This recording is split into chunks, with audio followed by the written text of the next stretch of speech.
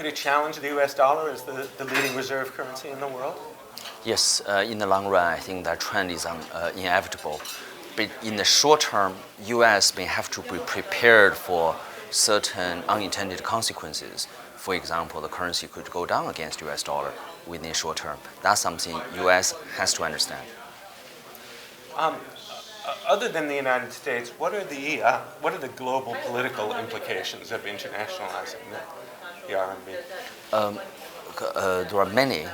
From China's perspective, to globalize a currency, meaning to relax capital control in a fundamental way, which entail inevitably certain political reform, meaning eroding monopolistic privileges enjoyed by state-owned enterprises and benefiting consumers. So that's something very, very positive for China. For other countries, they really have to accept China for more than just a country producing product at a low price. They need to accept China as a financial investor. That's something I think for both Americans and Europeans, it may take many years to deal with that. In your view, should China allow the currency to float freely? The issue is not about to allow the currency floating freely.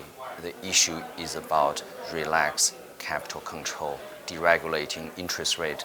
These are the preconditions for internationalizing the currency. So in the near term, yes, there will be up and down, but we may see down rather than up in the short term. And how long do you think this whole process will take? This process should take 5 to 7 years, but this is a window opportunity for China to do that. If China misses this window opportunity, it will be more costly to do this exercise.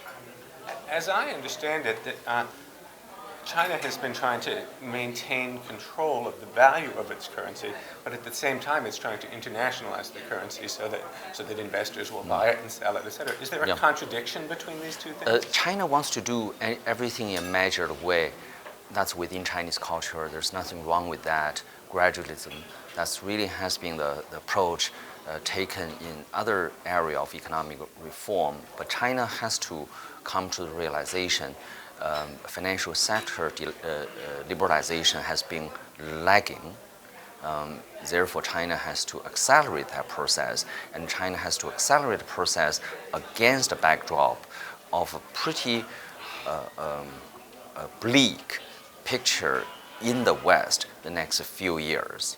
And I think we all know what I'm talking about. So it's not easy for China to do that, just to undertake structural reform against unfavorable external environment. So one last question. Should the United States be worried about this process? Will all of this come at the expense of the United States?